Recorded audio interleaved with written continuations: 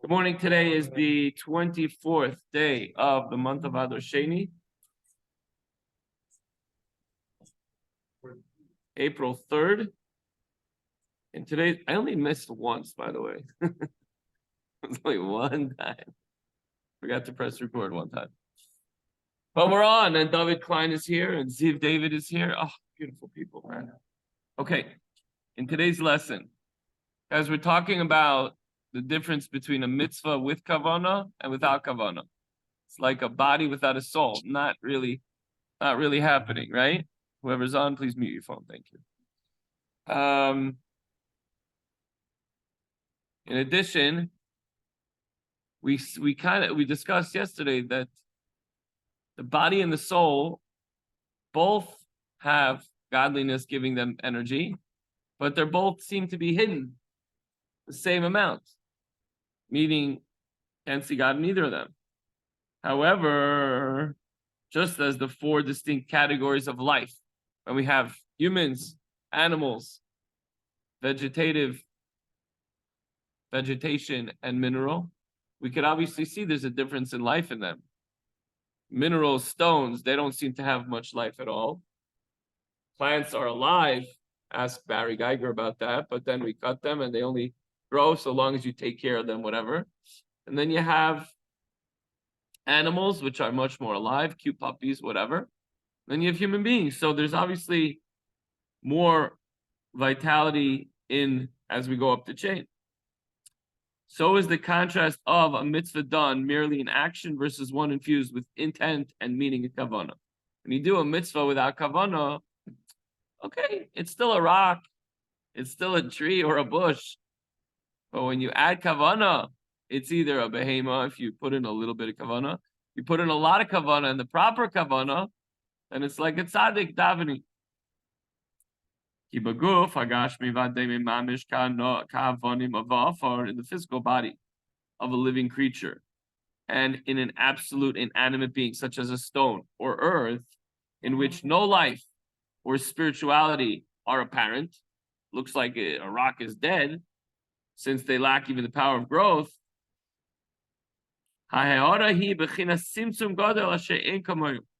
Nevertheless, we know that God's giving it energy to exist, but the ray of creative power of Hashem is so hidden and so constricted that you don't even see, you don't recognize it whatsoever. You could say in a person, there's a little bit of life. You could say in a flower, there's a little bit of life. So minute is the life force within the rock or the mineral. There's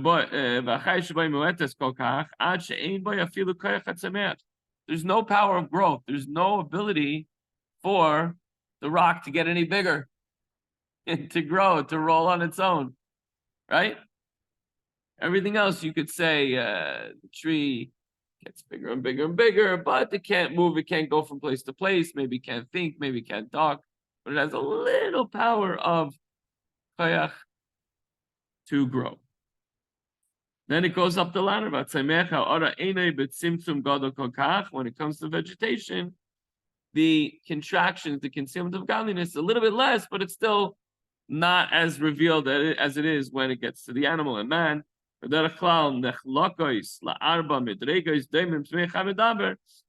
it is, it goes up, and the godly energy that gives someone life, the life force, the energy that gives us life becomes more apparent as we go up the chain to human beings. Medaber. This corresponds to the four letters of Shem Havaya, the divine name of God. Shem Havaya Baruch Hu, Shemimenu, Mushpoim. From these which from these derive everything. Each of these four categories receives its vitality from one of these four letters. Okay, so from the bottom to the top, each category, mineral, vegetation, animal, and human being, receive their energy from a different level of the Yud, the Hey, the Vav, and the Hey. As I told you when we closed yesterday, you're going to get certain parts we'll understand easily, and then we get into a little bit of a more esoteric deeper spiritual understanding of the really chassidus based on Kabbalistic understanding and teaching.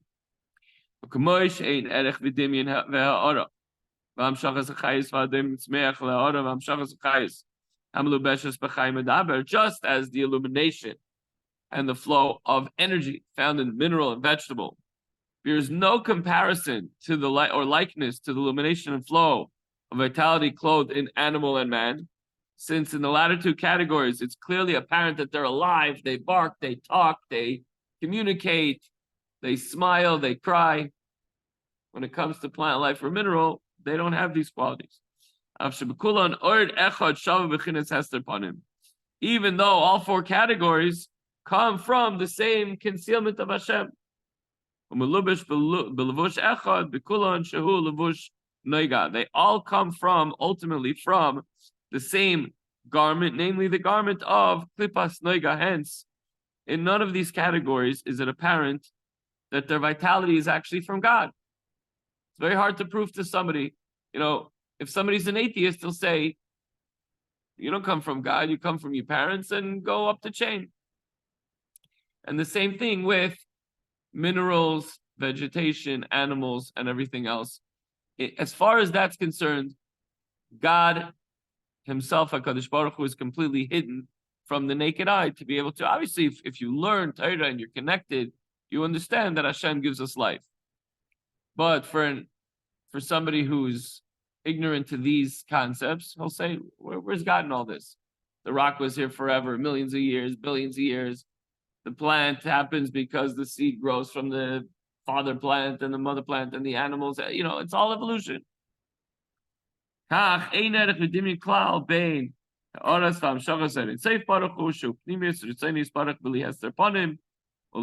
Similarly, there's no comparison or likeness between the illumination and flow of the blessed Adar and Saif, meaning the inner aspect of Hashem's will, without concealment of countenance, and with no garment whatsoever, as it radiates in and is enclosed in the mitzvah consisting of action. We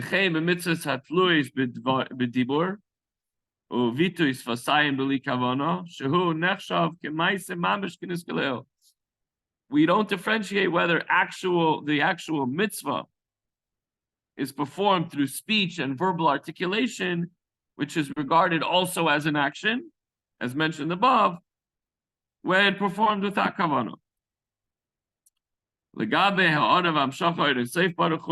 It's funny because if we say we can't recognize that God gives the life to anything, we all exist. If you want to think about it, you'll think about it, but you still can't see it.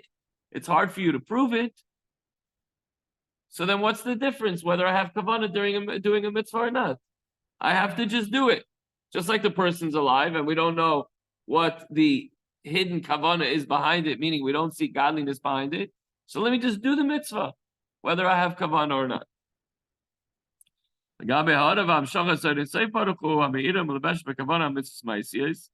The illumination of the Ein Sof found in these mitzvahs, there's no likeness or comparison with the superior illumination and flow of the blessed Ein Sof light radiating and clothed in the kavanah of mitzvahs of action. Simple mitzvahs that all we have to do is speak, and mitzvahs that take action like putting on tefillin or shaking a lulav and esrog or the like, we can't seemingly notice the difference of the amount of godly energy that fills those mitzvahs. Just like we can't see the difference between the godly energy that vitalizes an animal or a rock. So meaning,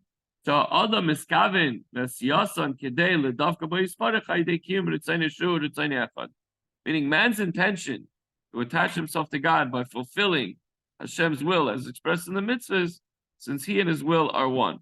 So we can't tell the difference. You could do a mitzvah like saying Shema, where you're not giving tzedakah, you're not helping anybody. How are you changing the world? What are you doing to uplift a physical object like lighting a candle or putting on tefillin or writing saying a bracha on a sefer Torah? What are you doing? You're just sitting there and saying Shema on time. we don't know the godly energy that's taking place. And we don't know the meaning of man's intention to attach himself to Hashem. Why is one mitzvah greater than the other? Or is it? So similarly, v'chein b'kavana satfilo kriya shma b'chesecha shabrachos b'kavanosai b'hem v'dabek machshavte v'sitle b'yisparech.